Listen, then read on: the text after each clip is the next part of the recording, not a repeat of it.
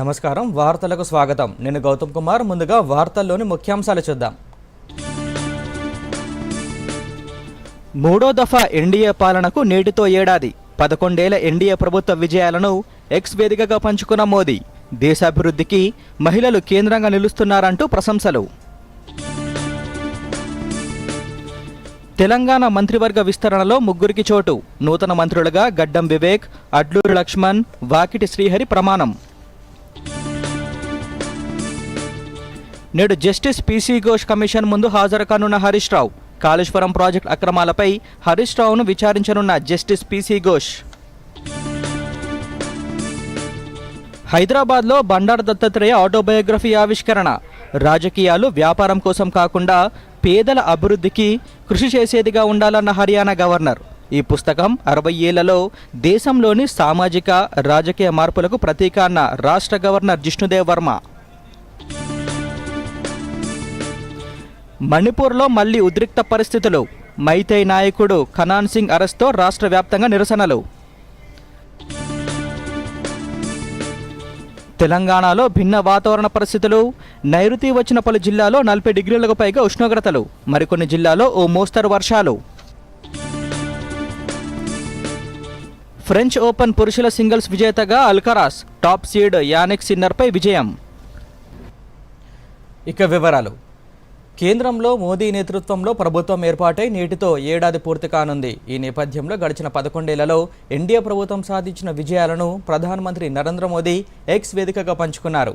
మహిళల అభివృద్ధి కోసం ఎన్డీఏ సర్కార్ చేపట్టిన పథకాలు, కార్యక్రమాలను, మహిళల నేతృత్వంలో సాధించిన విజయాలను మోదీ ప్రస్తావించారు. విద్య, క్రీడలు, స్టార్టప్, సైన్స్ ఇలా అన్ని రంగాల్లో మహిళలు తమదైన ముద్ర వేస్తున్నారని, అంతర్జాతీయ వేదికలపైన మన దేశ కీర్తిని పెంచుతున్నారని మోదీ కితాబునిచ్చారు. ఎన్నో రంగాల్లో అనేక మందికి మహిళలు స్ఫూర్తిగా నిలుస్తున్నారని, మహిళా సాధికారతే లక్ష్యంగా ఎన్డీఏ సర్కార్ ఎన్నో సంక్షేమ పథకాలను ప్రవేశపెట్టిందన్నారు. స్వచ్ఛ భారత్ ద్వారా మహిళల గౌరవాన్ని కాపాడటమే మొదలుకొని జన్ధన్ ఖాతాలతో మహిళలను ఆర్థికంగా బలోపేతం చేయడం వరకు ఎన్నో పథకాలు అమలు చేశామని పేర్కొన్నారు. పేద మహిళల ఆరోగ్యం దృష్ట్యా ఉజ్వల్ యోజన పథకం కింద గ్యాస్ సిలిండర్లు అందించామని, ప్రధానమంత్రి ఆవాస్ యోజనతో పేదలకు ఉచితంగా ఇల్లు నిర్మించి ఇచ్చామన్నారు. ప్రతి ఆడబిడ్డను రక్షించేందుకు, వారు ఉన్నతంగా ఎదిగేందుకు బేటీ బచావో బేటీ పడావోను అమలు చేస్తున్నామని, పేదలు, రైతులు, యువత కోసం ఎన్డీఏ ప్రభుత్వం ఎన్నో అభివృద్ధి కార్యక్రమాలను చేపట్టిందని మోదీ పేర్కొన్నారు. 11 ఏళ్ల పాలనలో మహిళా సాధికారత దిశగా ప్రధాని మోదీ ప్రభుత్వం ఎన్నో ప్రత్యేక కార్యక్రమాలు చేపట్టింది. మహిళల రక్షణ, విద్య, వైద్యం, ఉపాధి వంటి ఎన్నో రంగాల్లో వారికి ప్రాధాన్యం కల్పించింది. రాజకీయంగా ఎదిగేందుకు వారికి అవకాశాలు కల్పించింది. 11 ఏళ్ల మోదీ పాలనలో మహిళా సాధికారత కోసం తీసుకున్న నిర్ణయాలపై దూరదర్శన్ యాదగిరి ప్రత్యేక కథనం. తరతరాలుగా భారతీయ మహిళలు విద్య, ఆరోగ్య సంరక్షణ, ఉపాధి నిర్ణయం తీసుకోవడంలో పరిమిత ప్రాప్యత ఉండేది. ముఖ్యంగా గ్రామీణ, అణగారిన వర్గాలలో వ్యవస్థాగత అడ్డంకులను ఎదుర్కొన్నారు. కానీ 2014 నుండి ప్రధానమంత్రి నరేంద్ర మోదీ నాయకత్వంలో ఒక చారిత్రాత్మక మార్పు జరిగింది. మహిళలు దేశ వృద్ధికి కేంద్రంగా నిలిచారు. అత్యంత దుర్బలమైన పిల్లలు, కౌమార దశలో ఉన్న బాలికలు, గర్భిణీలు, పాలిచ్చే తల్లుల సంరక్షణకు కేంద్ర ప్రభుత్వం మిషన్ పోషణ్ అభియాన్ చేపట్టింది. సక్షమ్ అంగన్వాడీలుగా అప్గ్రేడేషన్ చేసింది. వీటి ద్వారా చదువుతో పాటు పోషకాహారం అందిస్తోంది. జనని శిశు సురక్ష కార్యక్రమం 2014లో ప్రారంభించారు. ఇది ప్రసవ పూర్వ, ప్రసనాంతర సమస్యలకు సంరక్షణను అందిస్తుంది. ప్రధానమంత్రి మాతృవందన యోజన ద్వారా గర్భిణీలకు పోషకాహారం, ఆరోగ్య పర్యవేక్షణ అందిస్తోంది. ఉజ్వల యోజన ద్వారా మహిళలకు ఎల్పీజీ కనెక్షన్లను అందిస్తోంది. 10.33 కోట్ల ఎల్పీజీ కనెక్షన్లు ఇప్పటి వరకు మంజూరు చేసింది. స్వచ్ఛ భారత్ మిషన్ ద్వారా ఇంటింటికి మరుగుదొడ్డి నిర్మాణం చేపట్టింది. 2014కు ముందు దేశంలో కేవలం 39% కుటుంబాలకు మాత్రమే మరుగుదొడ్లు అందుబాటులో ఉండేవి. 2014లో స్వచ్ఛ భారత్ మిషన్ ప్రారంభించినప్పటి నుంచి ఇప్పటి వరకు 12 కోట్లకు పైగా మరుగుదొడ్ల నిర్మాణం చేపట్టారు. జల్ జీవన్ మిషన్ ద్వారా గ్రామీణ మహిళలకు మంచినీటి కష్టాలు తీర్చింది. బేటీ బచావో బేటీ పడావో ద్వారా సెకండరీ వరకు పాఠశాలలో బాలికల నమోదు 2014-15లో 75.51% నుండి 2023-24లో 78%కి పెరిగింది. జనవరి 22, 2015న ప్రారంభించబడిన సుకన్య సమృద్ధి యోజన ఆర్థిక భద్రత ద్వారా బాలికలకు సాధికారత కల్పిస్తోంది. దీని కింద నవంబర్ 2024 నాటికి దేశంలో 4.2 కోట్లకు పైగా ఖాతాలు తెరిచారు. ఇదిలా ఉండగా సంక్షేమ పథకాల ద్వారా మహిళలకు సాధికారత కల్పించడమే కాకుండా అనేక రంగాల్లో వారి భాగస్వామ్యం పెంచే ప్రయత్నం చేసింది. సంక్షేమం నుంచి నాయకత్వం వైపు మహిళలు ఇప్పుడు దేశ విధిని రూపొందిస్తున్నారు. పోలీస్ సర్వీస్, సాయుధ దళాలు ఇలా అన్ని విభాగాలలో మహిళలు పనిచేస్తున్నారు. సైన్స్, అంతరిక్ష రంగాల్లో దూసుకుపోతున్నారు. చంద్రయాన్ 3 విజయంలో కీలక పాత్ర పోషించారు. మహిళల రాజకీయ సాధికారతకు మైలురాయి నారీ శక్తి వందన్ అధినియం ఒక రాజ్యాంగ ముందడుగు. లోక్సభ, రాష్ట్ర అసెంబ్లీలలో 33% సీట్లను మహిళలకు కేటాయించింది. ట్రిపుల్ తలాక్ రద్దు, మహిళల వివాహ వయస్సు 18 నుంచి 21 ఏళ్లకు పెంచడం, ప్రసూతి సెలవులను 26 వారాలకు రెట్టింపు వంటి నిర్ణయాలు తీసుకుంది. మరోవైపు మహిళలు ఆర్థికంగా నిలదొక్కునేందుకు కేంద్ర ప్రభుత్వం సాయం అందిస్తోంది. పీఎం ముద్రా యోజన ద్వారా మార్చి 2025 నాటికి 34.11 లక్షల కోట్లు మంజూరు చేశారు. ముఖ్యంగా ఈ రుణాలలో దాదాపు 68% మహిళా వ్యవస్థాపకులకు మంజూరు చేశారు. స్టాండప్ ఇండియా పథకం ద్వారా ఎస్సీ, ఎస్టీ మహిళా రుణగ్రహీతకు 10 లక్షల నుండి కోటి వరకు బ్యాంకు రుణాలను అందిస్తున్నారు. 10.05 కోట్లకు పైగా మహిళలను 90.90 లక్షల స్వయం సహాయక బృందాలుగా సమీకరించారు. లఖ్పతి దీదీ గేమ్ చేంజర్గా ఉద్భవించింది. ఇలా మహిళా సాధికారతే లక్ష్యంగా ఎన్డీఏ ప్రభుత్వం ఎన్నో సంక్షేమ పథకాలను ప్రవేశపెట్టింది. మహిళా సాధికారత దిశగా మోదీ ప్రభుత్వం చేపట్టిన కార్యక్రమాలు, అమలు చేస్తున్న సంక్షేమ పథకాలపై సర్వత్రా హర్షం వ్యక్తమవుతోంది. Bureau report, Doordarshan news. Telangana కేబినెట్లో కొత్త మంత్రులుగా 3 ప్రమాణ స్వీకారం చేశారు. రాజ్భవన్ వేదికగా నూతన మంత్రుల ప్రమాణ స్వీకారోత్సవం జరిగింది. నూతన మంత్రులుగా గడ్డం వివేక్ వెంకటస్వామి, అడ్లూరి లక్ష్మణ్ కుమార్, వాకిటి శ్రీహరి ప్రమాణం స్వీకారం చేశారు. గవర్నర్ జిష్ణుదేవ్ వర్మ నూతన మంత్రులతో ప్రమాణ స్వీకారం చేయించారు. ఈ కార్యక్రమంలో సీఎం రేవంత్ రెడ్డి, పలువురు మంత్రులు పాల్గొన్నారు.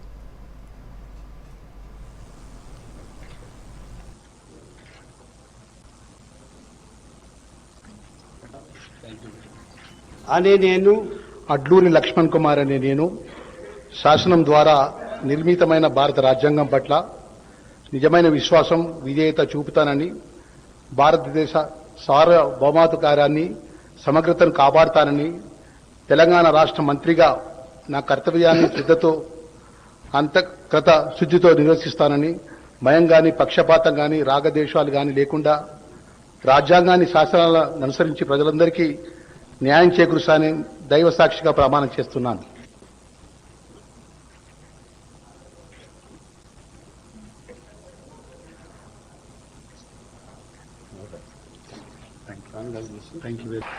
నేను వాకిటి శ్రీహరి అనే నేను శాసనం ద్వారా నిర్మితమైన భారత రాజ్యాంగం పట్ల నిజమైన విశ్వాసం, విధేయతను చూపుతానని, భారతదేశ సార్వభౌమాధికారాన్ని, సమగ్రతను కాపాడుతానని, తెలంగాణ రాష్ట్ర మంత్రిగా నా కర్తవ్యాలని శ్రద్ధతో, అంతఃకరణ శుద్ధితో నిర్వహిస్తానని, భయం గాని, పక్షపాతం గాని, రాగద్వేషాలు గాని లేకుండా రాజ్యాంగాన్ని, శాసనాలను అనుసరించి ప్రజలందరికీ న్యాయం చేకూరుస్తానని దైవ సాక్షిగా మనస్ఫూర్తిగా ప్రమాణం చేస్తున్నాను.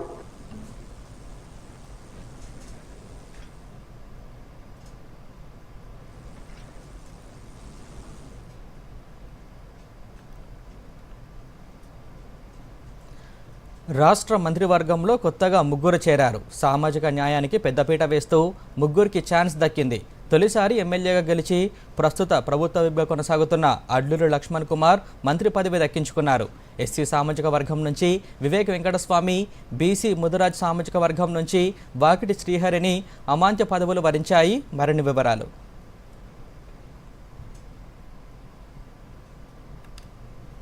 తెలంగాణ మంత్రివర్గంలో మరో 3 స్థానం దక్కించుకున్నారు. మక్తాల్ ఎమ్మెల్యే వాకిటి శ్రీహరిని మినిస్టర్ పదవి వరించింది. అలాగే చెన్నూరు ఎమ్మెల్యే వివేక్ వెంకటస్వామి, ధర్మపురి ఎమ్మెల్యే అడ్లూరి లక్ష్మణ్ కుమార్లు కూడా మంత్రులుగా ప్రమోషన్ పొందారు. ఎమ్మెల్యేగా గెలిచిన తొలి ఏడాదే మంత్రి అయ్యారు మక్తాల్ ఎమ్మెల్యే వాకిటి శ్రీహరి.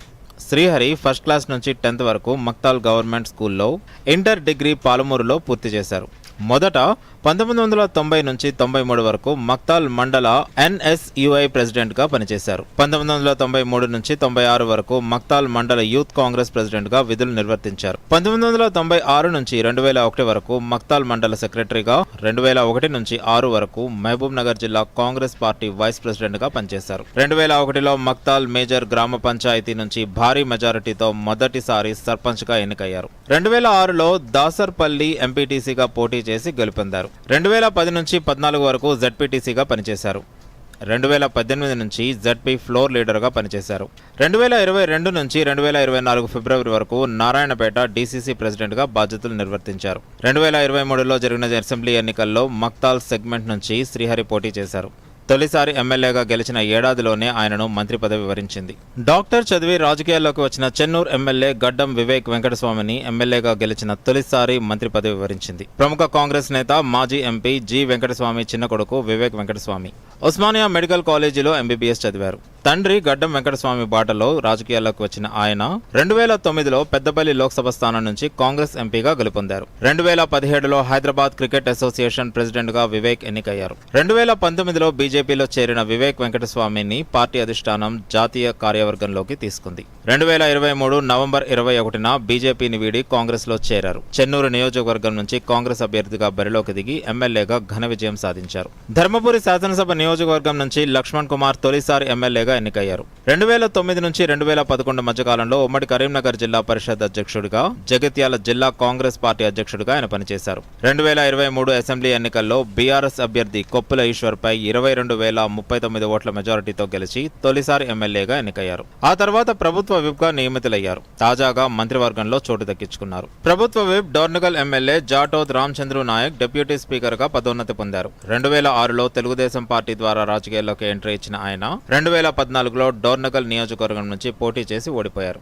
ఆ తర్వాత కాంగ్రెస్ పార్టీలో చేరారు. 2018లో కాంగ్రెస్ అభ్యర్థిగా పోటీ చేసి ఓడిపోయారు. 2023లో జరిగిన శాసనసభ ఎన్నికల్లో కాంగ్రెస్ అభ్యర్థిగా పోటీ చేసి మాజీ మంత్రి బీఆర్ఎస్ అభ్యర్థి రెడ్యా నాయక్ పై భారీ మెజారిటీతో గెలుపొందారు. Bureau report, Doordarshan news. రాజకీయాలు వృత్తి, వ్యాపారం కోసం కాకుండా సమాజం కోసం, పేదల వృద్ధికి కృషి చేయాలని హర్యానా గవర్నర్ బండారు దత్తాత్రేయ అన్నారు. బండారు దత్తాత్రేయ ఆటోబయోగ్రఫీ ప్రజల కథే నా ఆత్మకథను ఆదివారం హైదరాబాద్లోని శిల్పకళా వేదికలో మాజీ రాష్ట్రపతి రామ్నాథ్ కోవింద్ ఆవిష్కరించారు. అనంతరం పుస్తక ప్రతులను మాజీ ఉపరాష్ట్రపతి వెంకయ్యనాయుడు, ఏపీ సీఎం చంద్రబాబు, విశ్రాంత సీజేఐ జస్టిస్ ఎన్వి రమణకు అందజేశారు. దత్తాత్రేయ తన 70 ఏళ్ల జీవిత పార్శ్వాన్ని ఈ పుస్తకంలో పొందుపరిచారు. ఈ సందర్భంగా దత్తాత్రేయ మాట్లాడుతూ ఆర్ఎస్ఎస్ తన ప్రాణం, తన ఆత్మ, తన సర్వం అన్నారు. రాష్ట్ర గవర్నర్ జిష్ణుదేవర్మ ప్రసంగిస్తూ ఈ పుస్తకం కేవలం వ్యక్తిగత ప్రయాణం కాదని, గత 60 ఏళ్లలో భారత రాజకీయ, సామాజిక మార్పులకు ప్రతీక అని అన్నారు.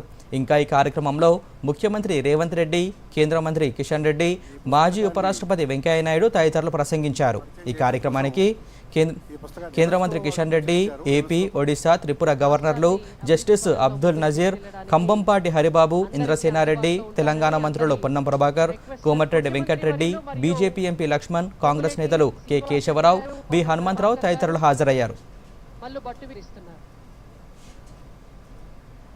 Sri Dattatreyji's life exemplifies that leadership is not about position, but about intention. Not about power, but about service. The governor of Himachal Pradesh, as governor of Himachal Pradesh and now of Haryana, he continues to live his principle with grace and wisdom. This book is not just a reflection of one man's journey. It is a mirror of the changing India of the past decades. Seen through the eyes of a devoted Karyakarta, a fearless parliamentarian, a statesman deeply rooted in Indian ethos. This book will serve as a guiding light for future generations, especially those aspiring to enter public life.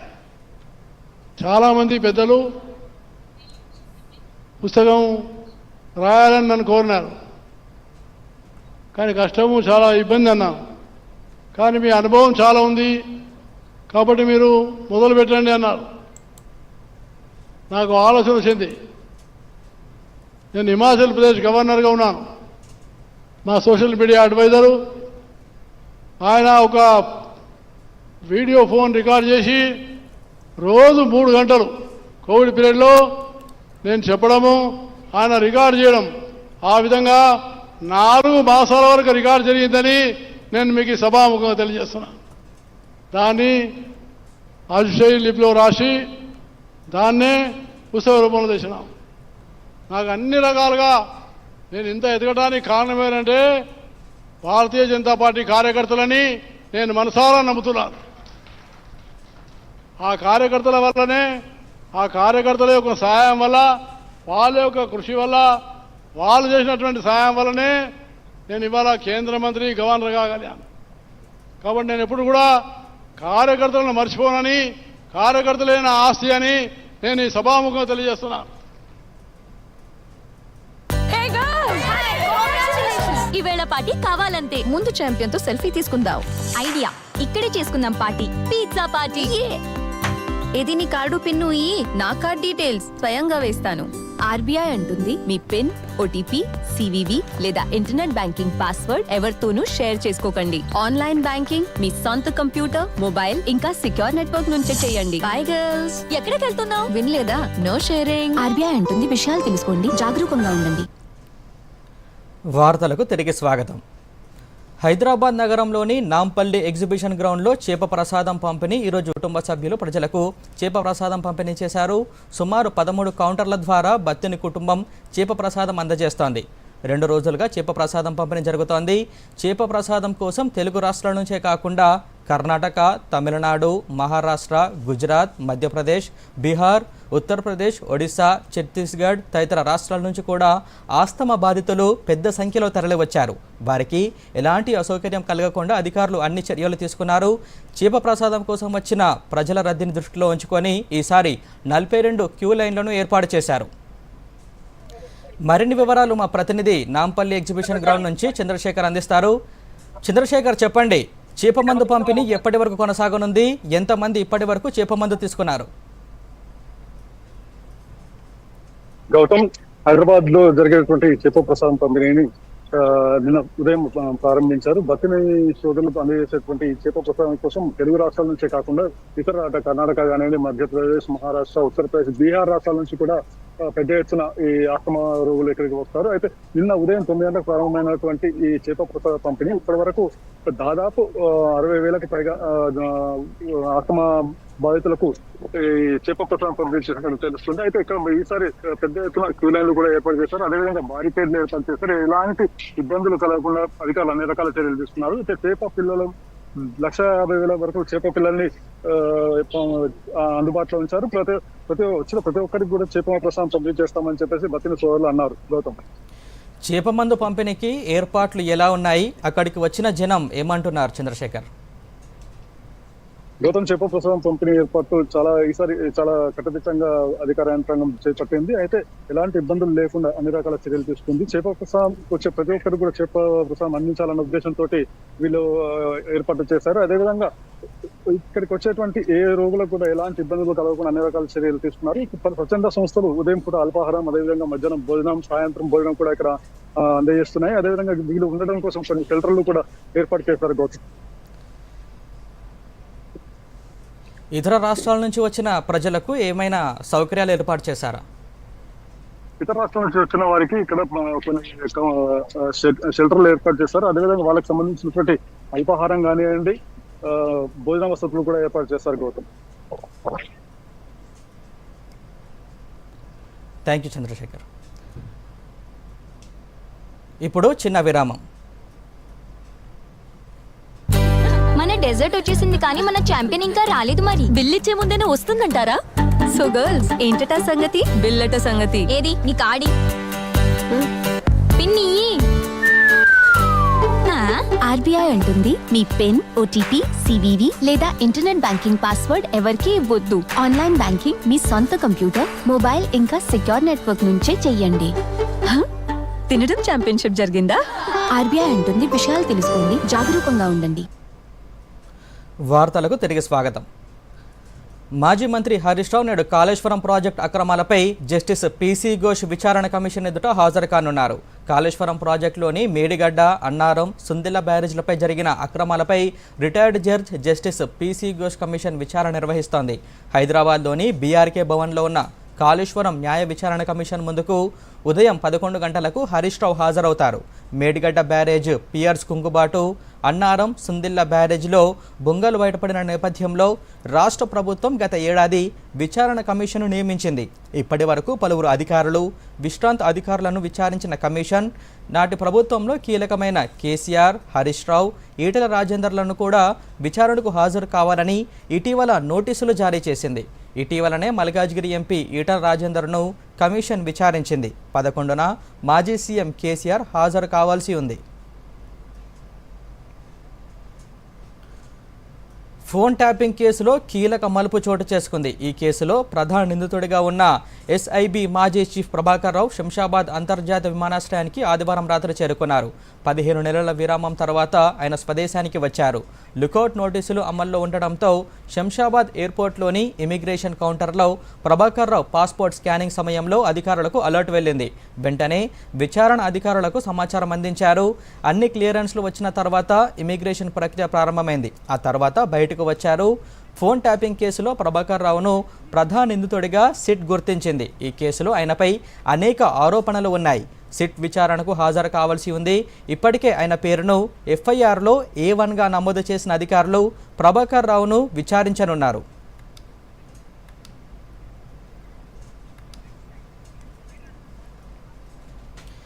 Viksit కృషి సంకల్ప్ అభియాన్లో భాగంగా కర్ణాటకలోని గ్రామీణ ప్రాంతంలో కేంద్ర వ్యవసాయ శాఖ మంత్రి శివరాజ్ సింగ్ చౌహాన్ పర్యటించారు. డ్రాగన్ ఫ్రూట్ ఫామ్ను సందర్శించారు. అక్కడ రైతులతో మాట్లాడారు. ఈ సందర్భంగా శివరాజ్ సింగ్ మాట్లాడుతూ డ్రాగన్ ఫ్రూట్ను పండించడం వల్ల కలిగే ప్రయోజనాలను వివరించారు. రసాయన ఎరువులు అవసరం లేదన్నారు. క్యాక్టస్ కుటుంబానికి చెందిన ఈ పండు వ్యాధులకు తక్కువగా అవకాశం ఉంటుందన్నారు. మొదటి సంవత్సరం తర్వాత రైతులు ప్రతి సంవత్సరం సుమారు 6 నుంచి 7 లక్షల లాభం పొందవచ్చని తెలిపారు. आज विकसित कृषि संकल्प अभियान के अंतर्गत मैं कर्नाटक में हूं, मुनिराज जी के खेत में खड़ा हूं। यहां आप देख रहे हैं कि ड्रैगन फ्रूट की खेती मुनिराज और उनका परिवार करता है। मैं ये बताना चाहता हूं कि कैक्टस फैमिली में आता है ड्रैगन फ्रूट।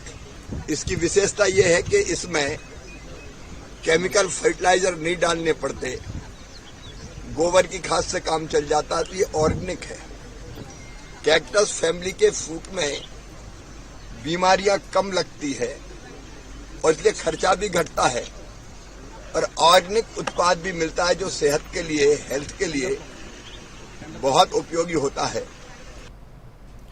కేంద్ర హోంమంత్రి అమిత్ షా తమిళనాడులో పర్యటించారు. తమిళనాడు బీజేపీ రాష్ట్ర కోర్ కమిటీ సమావేశానికి హాజరయ్యారు. ఆ తర్వాత మదురైలోని మీనాక్షి అమ్మవారిని దర్శించుకున్నారు. ఆలయంలో ప్రత్యేక పూజలు చేశారు. అనంతరం వేద పండితులు అమ్మవారి తీర్థ ప్రసాదాలు, వేద ఆశీర్వచనం అందించారు. ఆ తర్వాత అమిత్ షా బహిరంగ సభలో ప్రసంగించారు. 2026లో బీజేపీ అన్నాడీఎంకే కూటమి ప్రభుత్వం రాష్ట్రంలో ఏర్పడుతుందన్నారు. తాను ఢిల్లీలో ఉన్నప్పటికీ తమిళనాడు గురించే ఆలోచిస్తానని తెలిపారు. తమిళనాడు కోసం ప్రధాని మోదీ నేతృత్వంలోని ఎన్డీఏ ప్రభుత్వం అన్ని విధాలుగా సాయం అందిస్తోందన్నారు.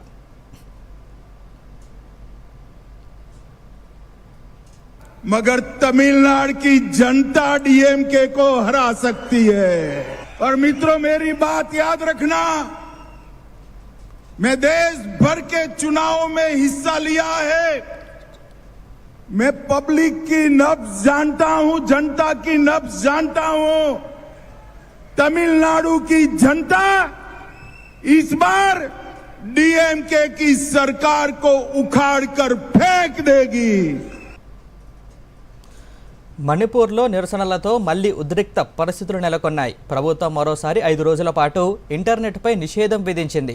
మణిపూర్ అల్లర్లలో కీలక వ్యక్తి మైథై నాయకుడు కనాన్ సింగ్ను ఇంపాల్ విమానాశ్రయంలో సిబిఐ అరెస్ట్ చేసింది. ఇతను 2023లో మణిపూర్ అల్లర్ల సమయంలో అనేక నేరాలకు పాల్పడ్డారనే ఆరోపణలు ఉన్నాయి. రిమాండ్ కోసం కోర్టు ముందు హాజరు కావడానికి నిందితుడిని వెంటనే గుహవాటికి తరలించారు.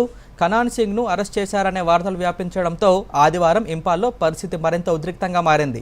నిరసనకారులు రోడ్లపైకి వచ్చి టైర్లు, పాత ఫర్నిచర్ తగలబెట్టి తమ నేతను విడుదల చేయాలని డిమాండ్ చేశారు. పలుచోట్ల మైతై మద్దతుదారులు భద్రతా బలగాలతో ఘర్షణకు దిగారు. ఇంపాల్ తూర్పు జిల్లాలోని ఖురాయ్ లామ్లాంగ్లో ఒక బస్సుకు నిప్పు పెట్టారు. రాజ్భవన్ వద్ద నిరసనకారులను చెదరగొట్టేందుకు బాష్పావాయును ప్రయోగించారు.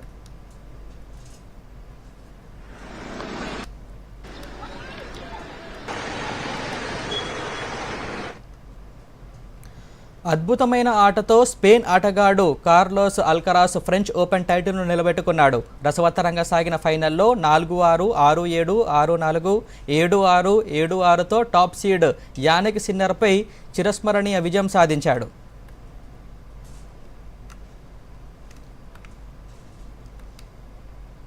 వాణిజ్య వార్తల సమాహారం బిజినెస్ న్యూస్ ఇప్పుడు చూద్దాం.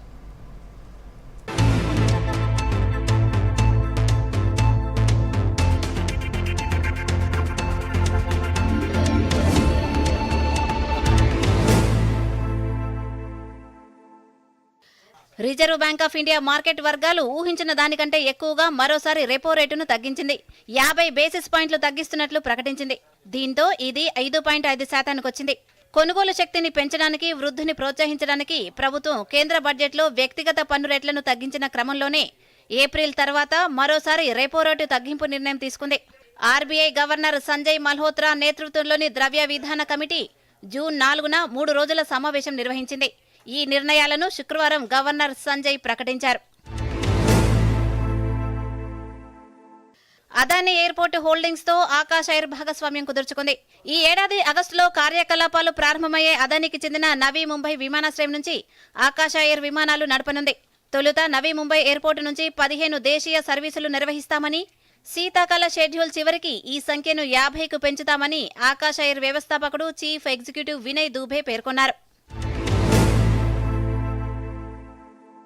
దేశీయ రెండో అతిపెద్ద ఐటీ సేవల సంస్థ ఇన్ఫోసిస్ కు భారీ ఊరట లభించింది. 32,403 కోట్ల జీఎస్టీ నోటీసుకు సంబంధించి director general of GST intelligence నుంచి క్లీన్ చీట్ వచ్చింది. ఈ విషయాన్ని ఇన్ఫోసిస్ రెగ్యులేటరీ ఫైలింగ్ లో వెల్లడించింది. 2018, 19 నుంచి 2021, 22 ఆర్థిక సంవత్సరాలకు సంబంధించిన ప్రీ షోకాజ్ నోటీసు ప్రొసీడింగ్స్ ను మూసివేస్తున్నట్లు డీజీజీఐ నుంచి తమకు సమాచారం అందినట్లు పేర్కొంది.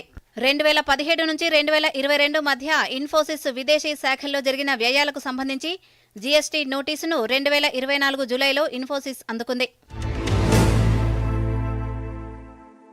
ఈ ఏడాది మేలో ప్రయాణికుల వాహనాల రీటైల్ విక్రయాలు 3% తగ్గాయి. ప్రారంభ స్థాయి మోడళ్లకు గిరాకీ నెమ్మదించిందని వాహన డీలర్ల సమైక్య ఫాడా తెలిపింది. రుణ లభ్యతలో ఇబ్బందులు, వినియోగదారు సెంటిమెంట్ ప్రభావం చూపినట్లు వివరించింది. యుద్ధ పరిస్థితుల వల్ల జమ్మూ కాశ్మీర్, పంజాబ్, రాజస్థాన్, గుజరాత్ రాష్ట్రాల్లో విక్రయాలు తగ్గాయి. బుకింగ్లు మెరుగ్గానే ఉన్నప్పటికీ కొనుగోళ్ల నిర్ణయాన్ని వాయిదా వేసుకున్నారని వివరించింది. జూన్పై డీలర్లు జాగ్రత్తతో కూడిన ఆశావాదంతో ఉన్నారంది. హైదరాబాద్లో 22 క్యారెట్ల 10 గ్రాముల బంగారం 89,800 రూపాయలుగా ఉంది. ఇక 24 క్యారెట్ల 10 గ్రాముల బంగారం ధర 97,970 రూపాయలుగా ఉంది. ఇక దేశ రాజధాని ఢిల్లీలో 22 క్యారెట్ల 10 గ్రాముల బంగారం ధర 89,950 రూపాయలుగా ఉండగా 24 క్యారెట్ల 10 గ్రాముల గోల్డ్ ధర 98,120 రూపాయలుగా ఉంది. ఇక హైదరాబాద్లో కిలో వెండి ధర 1,07,000 రూపాయలుగా ఉంది. డాలర్తో పోలిస్తే రూపాయి మారకం విలువ 85.78, యూరోతో పోలిస్తే రూపాయి మారకం విలువ 97.75, పౌండ్తో పోలిస్తే రూపాయి మారకం విలువ 116.038. దేశీయ స్టాక్ మార్కెట్లు శుక్రవారం లాభాల్లో ముగిశాయి. Reserve bank of India monetary policy committee repo రేటును 50 బేసిస్ పాయింట్లు తగ్గించడంతో భారత ఈక్విటీ బెంచ్ మార్కు సూచీలు భారీ ర్యాలీని చవిచూశాయి. సెన్సెక్స్ 746.95 పాయింట్లు పెరిగి 82,189 వద్ద స్థిరపడింది. నిఫ్టీ 50 కూడా 252.15 పాయింట్లు లాభపడి 25,003.05 వద్ద ముగిసింది. విస్తృత మార్కెట్లలో నిఫ్టీ మిడ్ క్యాప్ సూచీలు వరుసగా 1.28%, నిఫ్టీ స్మాల్ క్యాప్ సూచీలు 0.92% పెరిగాయి.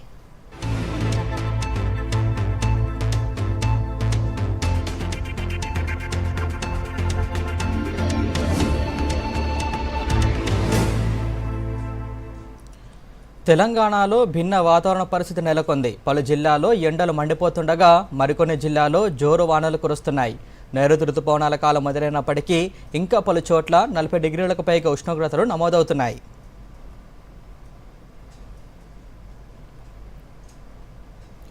ఈ వార్తలు ఇంతటితో సమాప్తం. నమస్కారం. దూరదర్శన్ యాదగిరి వార్తలను ఇప్పుడు సోషల్ మీడియాలో కూడా చూడొచ్చు. యూట్యూబ్ అయితే డిడి న్యూస్ తెలంగాణ, ఎక్స్ వేదికగా అయితే DD news Telangana @DD Yadagiri news, Facebook అయితే డిడి న్యూస్ తెలంగాణలో చూసి సబ్స్క్రైబ్ చేసి లైక్ చేయండి,